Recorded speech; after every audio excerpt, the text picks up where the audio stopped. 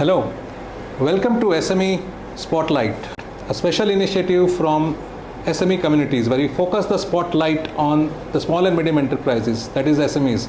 We continue to focus the spotlight on the pharmaceutical and the bulk drug manufacturing industry, and we are honored to have with us today a very senior veteran from the pharmaceutical industry, Dr. P V Appaji. Dr. Appaji, as you all must be aware, is the founder, Director General of PHARMEXCIL, and is currently Honorary Advisor for the Bulk Drugs Manufacturers Association of India, and is also the Non-Executive Chairman of Meenaxy Pharma. Welcome, Dr. Appaji, to SME Spotlight, and thank you for sparing your time. Thank you, Prashad ji. Thank you very much for choosing us and coming here to have interview on pharma SMEs. It is extremely good to know that so far very few agencies are working for promotion of SME sector and SME issues. Particularly pharma you have taken up with your rich experience in the background, as I see. I find that SME sector will be highly benefited with your contributions. Dr. Appaji, what trends do you foresee in the API sector, and how are Indian pharma manufacturers adapting their portfolios to meet the changes in the pharma industry? It is very evident that today's demand for pharma sector is not for domestic requirements. Now pharma sector is a global supplier. Indian pharma sector is enjoying the reputation of pharmacy of the world. We have created and we have become a big name for covering the global requirement, demand for global requirements. And now these global requirement of pharma consists of not only APIs, as you are telling. APIs are there, but the real medicines are formulations. The formulations and APIs are part of total pharma. The demand of pharma is increasing, and the demand from APIs is substantial. Now it has gone into lakhs of crores. Export part about 50 to 60% of our pharma production is going into exports. 30-40% is going for our domestic consumption. But when we look into the segment of formulation and bulk drugs, the demand for bulk drugs is growing, as Indian government also is very keen that our dependence on China should decrease. Thanks to our government, where the demand supply position for problem is there, the real tools adopted by government is starting PLI scheme. And PLI scheme is a good substitute for meeting the demand. That is the main tool, I say. Now, more than industry, the tool managed and developed for India or for global demand meeting by Government of India. Okay, so one of the points that you mentioned, sir, was on technology. So how are bulk drug manufacturers leveraging digital tools such as data analytics and automation to improve operational efficiency and reduce cost? For bulk drug manufacture and also for formulation manufacture, automation help is being taken by industry very much, and the utilization of artificial intelligence is coming up very much, and software programs for control of your yields, for controlling the reactions, for controlling the temperatures within the reactors. Programs have come, and most of the drug manufacturing, bulk drug manufacturing today has become automated, and project managers, plant managers sitting at in his cabin, they are controlling the processes with the temperature controls, pressure controls, and gas leak controls, and also time schedules, and also automatic picking of samples, automatic detection of impurities. The technology has come up so much in bulk drug sector today. Whether you want to know the completion of the reaction, whether you want to know formation of the powders, whether you want to know the impurities, whether they are produced, any type of chemical reaction completion, automation and software technologies, and to that added is our AI, artificial intelligence, is helping Indian pharma, and industry is gearing up to that very much now. Thank you, sir. So the next question would be, what strategies are the bulk drug manufacturers adopting to address competition from low-cost producers while maintaining quality and adhering to the stringent global standards?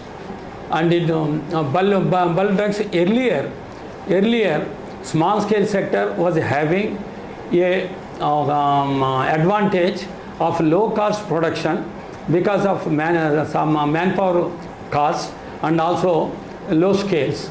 But with quality angle coming in a big way, as I was telling in my earlier thing also, nitrosamines and other impurities which have come off late. Now small scale manufacturers are finding it difficult, and if you want to carry quality, free from any impurities and complying to your international standards, one has to really go up. Quality prices of the material, cost of production among the Indian manufacturers has gone up, but because of raw material cost advantage in China, still China is having the advantage of supplying it at a lower cost. And industry, Indian industry, almost whether it is small scale industry or large scale industry, cost of production in APIs, in bulk drugs, is coming all more or less same when you maintain the quality as per international standards. So now let me ask you a few questions, Dr. Appaji, in your role as an entrepreneur. In your role as a non-executive chairman of Meenaxy Pharma, can you tell us briefly about what some of Meenaxy Pharma's key achievements are, and what are some of the industry best practices that your organization has incorporated? As I realize, as a non-executive chairman and looking into the constraints also as an SME and the challenges from the regulatory requirements as are now, it is a very niche area, highly competitive, and facing with small people, smallest of small people can manufacture pellets today, and the larger companies can also manufacture this. How to really go for survival as an SME is a big challenge. I have been guiding our people here that go for niche products where new molecules are coming, develop those molecules into pellets. Pelletization itself is a specific special technology. Meenaxy has the credit of having developed pellets in the small scale sector long time before, somewhere in 1995. They enjoy the superiority. Meenaxy has got its reputation as a specialist in pellets manufacturing. Pellet cannot be manufactured by all in the form and required by under government regulations, and you have to take care of the dissolution patterns. Quite a few achievements actually, Dr. Appaji, for Meenaxy Pharma. What would be the vision for Meenaxy Pharma in the coming times, in the coming decade or the next few years? As I said, a tough job for a small scale sector company, and with the increasing challenges in the pharma sector, highly regulated environment, revised schedule aims, not a small thing, but company have to really make it. But company's strengths, having been there for more than 2 decades, what we are now planning is in our second unit, where Meenaxy has developed a very new facility which complies with regulatory standards of US FDA or European standards, and the extend forward product, that is the pellets are used in capsules. Meenaxy has established a beautiful capsule division of international standards of US FDA. Meenaxy is developing some dossiers for filing with US FDA through some large scale companies who are in the who are in the international market. Meenaxy, they are very comfortable with Meenaxy's thing. Meenaxy is taking the role of contract research manufacturer, also CRDMA, and Meenaxy is also going for its own manufacturing. And third, Meenaxy is trying to take advantage of drugs which are coming out of patent in the next 10 years, develop the pellets and develop the modified release products which have high returns, which have high margins, where the licenses will be available from the central government, not from a state government. And such products having taken, Meenaxy is planning to give it to organized sector companies for marketing, and also be in touch with overseas manufacturers for passing of technologies. So in the second segment, we have with us the senior leadership of Meenaxy Pharma. We have with us Ms. Anusha Kodali, who is the Managing Director, and Mr. Amar Padmanabuni, who is the Joint Managing Director. Welcome both of you to SME Spotlight. Yeah, thank you so much, Prashantji, for having us on your board. So we'll be more than happy to answer your questions and to pitch in the knowledge we have. Yeah, again, thank you again for having us in this program, and we would like to contribute in any way we can to help with our industry, the improvement in our industry. So I understand you have, between the two of you, a very good mix of technology experience and pharma industry experience. So how do you think this helps the team at Meenaxy Pharma benefit from your combined experience? Yeah, so like you rightly said, we have a very mixed background. I'm from a complete software background. I did my master's in computer science. He's a M.Pharm grad and he did his M.Pharm back in US. We stayed in US for I stayed for about 12 years and he was there for about 18 to 20 years. So with this mixed background, it was a really big advantage for us to run the company, because he's taking care completely of the technical part, the quality part, all the QC and QA, and I'm looking after the management and the administration, marketing, sales. So knowing intentionally or intentionally, this mixed background has given a real good combination for us to move the company forward. In simple terms, if we have to put it, we are able to utilize our strengths, individual strengths, in where we are required. I think that the requirements of the industry are very dynamic, and we are able to balance it as we go, step by step. Wherever whoever needs to step forward, we are able to do that. So that's a big advantage of having a team with such diverse backgrounds. Okay, so that's interesting, a combination of technology and pharma industry knowledge. I think between the two of you, you have a decade of experience running this company as the senior leadership. And of course, you have the vast experience of Dr. Appaji to lean upon. So what qualities or skills do you feel as entrepreneurs are needed for success in the pharmaceutical industry? Especially in the pharma industry, the challenges that we were facing as a Meenaxy team was constantly upgrading our knowledge. Like recently we got this new schedule and implementing that, and constantly updating the regulatory requirements, because like our chairman said earlier, we are planning to go for the regulatory markets for our unit 2. That is where we are looking at. So constantly updating this is one challenge, and the second one is implementing it. So constantly training our resources to get that implemented and to have it in place is the biggest focus and challenge we are facing right now. And like Prashantji rightly said, with chairman on the advisory board with his inputs, we are going in that direction. Now that you're an entrepreneur, so you're also essentially a risk taker, Mr. Amar.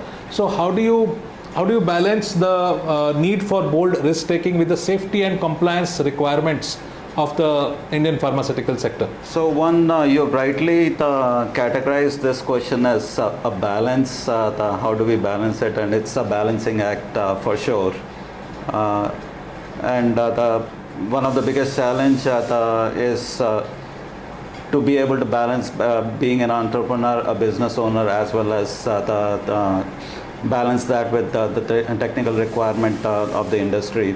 So as the industry requirements, regulatory, the environment is changing, we have to make a decision both as an entrepreneur as also a technical person. So that is the simple way, if I have to put it, is just like Anusha rightly put it, we have to constantly upgrade ourselves, constantly learn and learn new things, and be on the lookout for what new things are coming in the horizon for us to be prepared for. So Dr. Appaji, from your policy making days as a director at NPPI, the National Pharma Pricing Authority, to your stint in the Drug Control Authority and the Department of Pharmaceuticals, to your founding Director General role as an industry facilitator, to your role as an entrepreneur in the highly competitive pharma industry, and to your current role as a guide to the current leadership at Meenaxy Pharma. You've been there, you've seen it all. What would be your message, sir, to the Indian SME pharma entrepreneur? Oh, thank you, Prashantji. Small scale sector has come to the rescue of Indian pharma. What were the prices when India was opening up somewhere in 70s or 60s? Entirely by imported products, high cost medicines, unaffordable thing, so much of poverty in the country. What happened? Only because of a small scale manufacturer in the drugs, only because of foresight of the government of India in supporting them, most affordable prices, the technique of providing medicines, quality medicines at affordable prices, India has achieved. As of now, with that type of thing, there are something like 10,500 units in pharma. And industry has grown, sector has contributed, small scale has realized. But today, after taking the role or after taking the name as pharma, as the Indian pharma, as the pharmacy of the world, and also the developing technologies and educative inputs, and so drugs and drug interaction sciences, the burden on government, burden on the regulator, and also the burden of keeping our name intact to the global community. If something happens in Nigeria, something happens in Russia, something happens in Vietnam, or something happens in US, they say Indian pharma and this is an Indian medicine. Now the regulator's role, the responsibility of the industry has grown, and to that time, fortunately, industry also has grown. Today they are in a position to understand what government says, what is really required, what is the importance of quality. Today, dreaded message in the industry, particularly with small scale people, is revised schedulium. Revised schedulium that has come into implementation effect for small scale sector from 1st January 2025, and for organized sector more than 250 crore companies, it has already come from 1st July 2024, and huge investment is required to come up to those things, whether it has a direct impact or indirect impact. But if there is a possibility of quality impact, now government and whole world says that you have to follow that. Earlier days, no, there is no such impact. Why do we load it? That is what plea we have taken, and we have taken care of our population, though days have gone. For 10,500 companies, today has become a challenge. I also tell at my age of 75, yes, we have to really realize that. Industry has realized that. Quality has become a primary requirement. The revised schedule Schedule M has become a primary requirement. The only yesterday newspaper carried, I have taken up in my LinkedIn columns also, 26 or 29 companies in Himachal Pradesh, they are closed. Already this has started from 1st January. How many hundreds will go under closure? Is it a right thing for the government to allow them to close? Is it the right thing for small scale sector to go ignoring the quality requirements of today's standards, both sides have to really look into. But good potential is there for industry. Small scale sector requires the help of the government. And the Department of Pharma is the administrative ministry where I work. They should come out, they should reach the people directly, they should try to arrange meetings with associations and ask the industry directly what you want, how much you want, how to take it. And my request and my suggestion to small scale sector is, do not compromise. If you really cannot do it, better close. But gone is the time when you have given and the country accepted and things moved.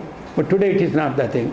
Every manufacturer, every SME sector has got good exposure, good experience, and low cost production is their expertise that should be made available.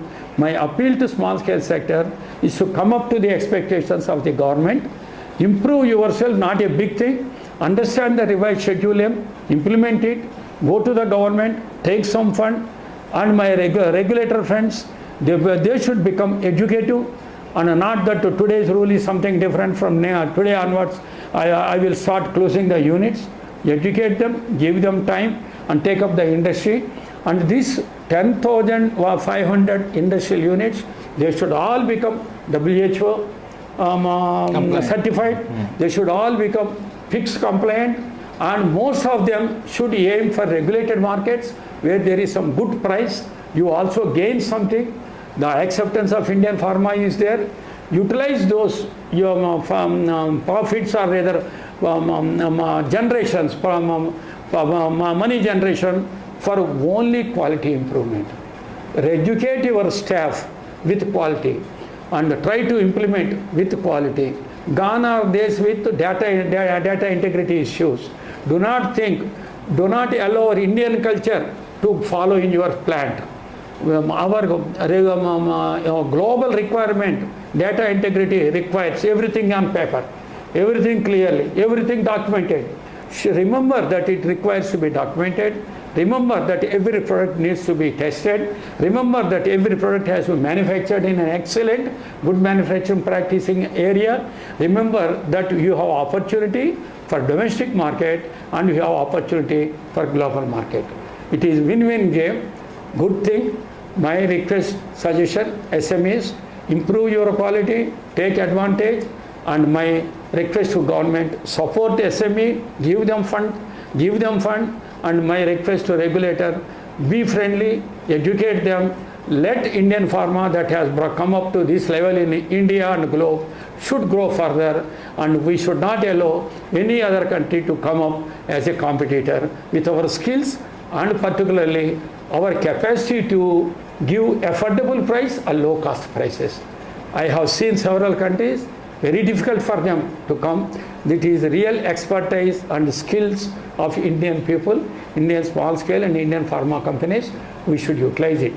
This is my message to SMEs, and thank you for giving me this opportunity. So indeed, Dr. Appaji, thank you so much for the final words, the suggestions to the SMEs as well as the policymakers. I hope both the policymakers and the SME entrepreneurs take note. Yes. I think you indeed spoken like the Bhishma Pitamaha of the Indian pharma industry. And I thank you for your time, and thank you for all your thoughts and wisdom. Thank you so much, sir. Thank you for coming, and thanks for taking my views. Thank you. And I really appreciate. Thank you very much.